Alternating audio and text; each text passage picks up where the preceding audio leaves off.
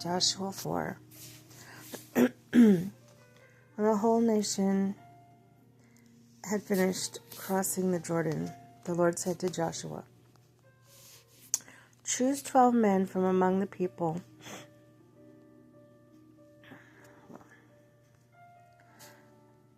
one from each tribe, and tell them to take up 12 stones from the middle of the Jordan, from right there where the priests are standing, and carry them over with you and put them down at the place where you stay tonight." So Joshua called together the 12 men he had appointed from the Israelites, one from each tribe, and said to them, "Go over before the ark of the Lord your God into the middle of the Jordan. Each of you should take up a stone on his shoulder, according to the number of the tribes of the Israelites, to serve as a sign among you. In the future, when your children ask you, 'What do these stones mean?' tell them that the flow of the Jordan was cut off before the ark of the covenant of the Lord.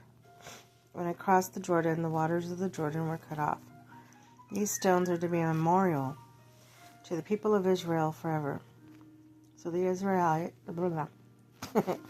Israelites did as Joshua commanded them. They took 12 stones from the middle of the Jordan, according to the number of the tribes of Israelites, as the Lord had told Joshua. And they carried them over with them to their camp, where they put them down. Joshua set up the 12 stones that had been in the middle of the Jordan at the spot where the priests who carried the Ark of the Covenant had stood, and they are there to this day.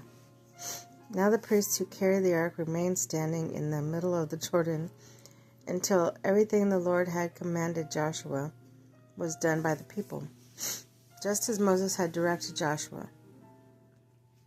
The people hurried over. As soon as all of them had crossed, the ark of the Lord and the priests came to the other side while the people watched. The men of Reuben, Gad, and the half-tribe of Manasseh crossed over, ready for battle, in front of the Israelites, as Moses had directed them. About 40,000 armed for battle crossed over before the Lord to the plains of Jericho for war. That day the Lord exalted Joshua in all the sight of Israel, and stood in awe of him all the days of his life, just as they had stood in the awe of Moses. When the Lord said to Joshua, "Command the priests carrying the ark of the covenant to come up out of the Jordan." So Joshua commanded the priests, "Come up out of the Jordan." The priests came up out of the river, carrying the ark of the of the covenant of the Lord. No sooner had they set their feet on dry ground than the waters of the Jordan returned to their place and ran at flood stage as before. On the 10th day of the first month, the people went up from the Jordan and camped at Gilgal on the eastern border of Jericho. And Joshua set up Gilgal the 12 stones that had taken out of the Jordan. He said to the Israelites, "In the future, when your descendants ask their parents, 'What do these stones mean?' tell them, 'Israel crossed the Jordan on dry ground. For the Lord your God dried up the Jordan before you until you had crossed over. The Lord your God did to the Jordan what he had done to the Red Sea,